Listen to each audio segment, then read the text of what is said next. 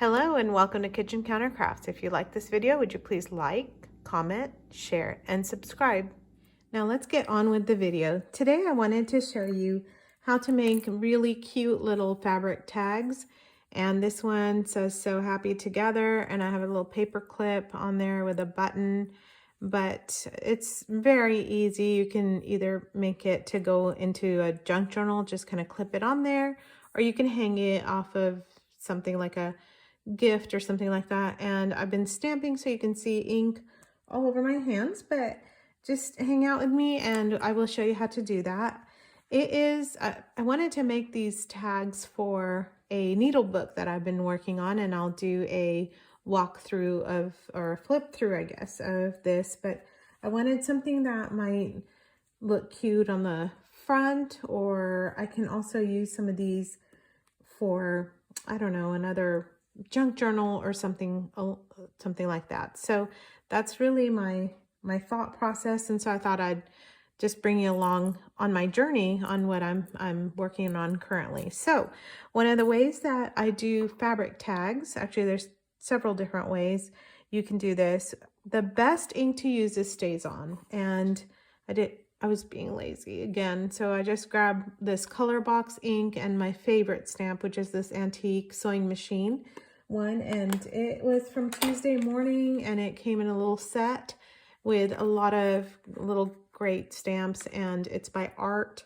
C, but again from Tuesday Morning, so I'm sure they're kind of discontinued by now, or you know, whatever. So I have a cloth strip here, and this is just some leftover fabric. It's not linen. Linen actually stamps better. This one has a little bit of sheen to it, so it does not stamp as well as linen does, or just cotton fabric. But this is what I had on hand. It's the backing of a window curtain. So it's, I think it's like a broadcloth type, but I don't know if it's I don't think it's 100% cotton. Usually they're like a poly blend. So anyway, enough of that. I found it, grabbed a hold of it because it's like an off-white color, really good for stamping, just for it to show. And what I do is I rip it, I tear it into strips. And the reason why I keep it in strips is because I want to stamp a whole bunch of images at one time. And I wanted to show you this also. So when you first start stamping, any rubber stamp will do this. One of my friends who uses this a lot tells me that you need to start stamping and then keep your stamp dirty. Don't wash it off or don't clean it. And the more ink you put on it, the better your stamping looks. So that's starting off when it was all nice and cleaned up. And then this is progressively dirtier and dirtier. So I keep it in a strip. I also leave some space in between stamping because you want to be able to cut it. And so really, I can show you real quick on how I go about stamping, and you can stamp them like the lengthwise. This one is kind of an end, so it's got a odd shape to it, but I thought I'm just gonna use it also for stamping. So you get your ink on there, and again, this is a stamp that I've already used, so hopefully the image will be a little bit better. Just leave a little bit of space in between and just kind of rock your stamp back and forth and just get pressure on it all along the way. But yes, you can stamp on fabric. Now, if you're going to wash it, you're going to want an ink like StazOn. So that looks pretty good. And I can just kind of cut it and use it as I need. So what I do is I keep these strips with ribbon, and I also make a whole bunch of them so that I can have them handy. I also, since I have my stamps out, I'll just go ahead and stamp some on paper and maybe put it together as a gift tag for this lovely little needle book, if that kind of goes with it. Okay, so once your image is stamped, and by the way, I have a couple other stamps that came from this set here from TPC Studio, and it's called Sewing Rubber Cling Stamps. I don't know if you can see that very well there. And it was these cutesy little stamps that are okay, but this one said "So Happy Together," and then this one says "Friendships are sewn one stitch at a time. Very sweet little sayings.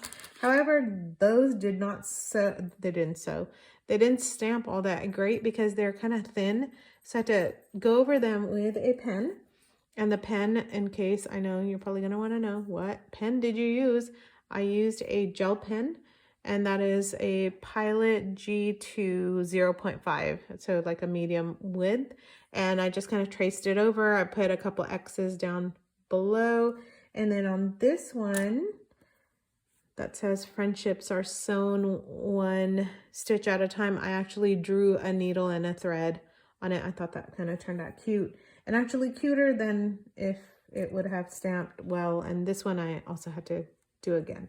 So this is gonna be trial and error. In other words, I think this is one of those projects that you just need to get your pad and your stamp and kind of go to work and figure out what works best. So now, what do you do for this top piece? Well, that's an eyelet, and I don't know if you have a crop-a-dile, but if you don't have this tool, you need to get one. This is the mini one. I have a video for this also, and it comes in a 1/8 width and a 3/16, and those are the sizes of the hole punches. So you've got a hole punch up on top, one on the bottom. It's got a locking feature. I'm going to go through this really quick because, like I said, I have a video on this. But when I push it down, you can see this is where you make the holes. And then up on the top, it's a really nifty gadget. You can actually pull this out and flip it for whatever size eyelet you have. So I'm going to attempt on video to put an eyelet in like this one here. And if you are, okay, so this, I got some canvas, kind of heavy duty upholstery fabric to go with this. And one of the things that you want to know is, like, if you're making a bookmark, by the way, this is great for bookmarks, you want to just cut it maybe down here so that you have a nice length to it. But if you're going to make a tag, then, you know, you can kind of cut it to width. So I think I'm going to cut this here and try to stay in frame. Yes, it's really jaggedy cut, but that's okay. I'll kind of clean that up a little bit later, or not. I don't know. I might do some pinking shears on it, I think. Now, the crop-a-dile will make punches through anything. So I'm going to use the larger size, and I'm just going to make a hole. So there's the hole. You can see it here.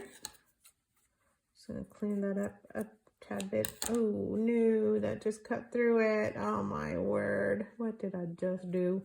You know what? We're going to do this. Don't do what I just did. Let's see. There we go. Okay, I'm going to use this one instead and hope.